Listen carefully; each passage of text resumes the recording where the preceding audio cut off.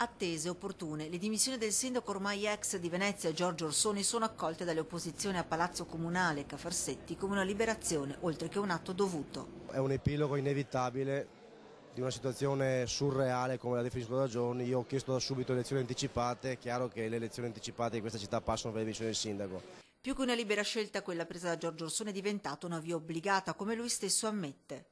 Ho dovuto constatare che non c'era quella compattezza che mi era stata preannunciata per quanto riguarda il da farsi, almeno per le cose urgenti nell'interesse della città.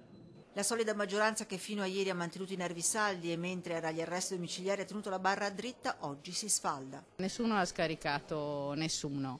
Naturalmente rispetto a un'inchiesta giudiziaria bisogna prenderne atto e valutare.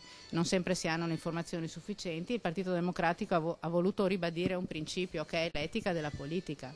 Il dado è tratto, giunta revocata, dimissioni presentate e opposizioni che plaudono ad un gesto atteso. Il sindaco Orsoni ha fatto l'unica cosa che doveva fare, rassegnare le dimissioni. Con oggi si chiude 4 anni pessimi di un'amministrazione pessima che ha portato solo disagio e danno alla città. Adesso dobbiamo lavorare per un'alternativa che veramente possa fare gli interessi dei cittadini e della cittadinanza tutta.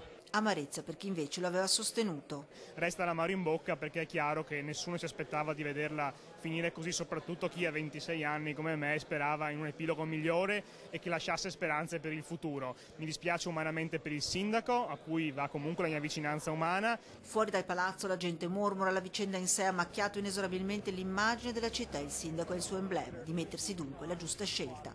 Penso che sia giusto perché dopo tutto quello che è successo è bene che si faccia un po' chiarimento sulla situazione che penalizza un po' tutta la città. Dovrebbero dimettersi tutti. Fa bene.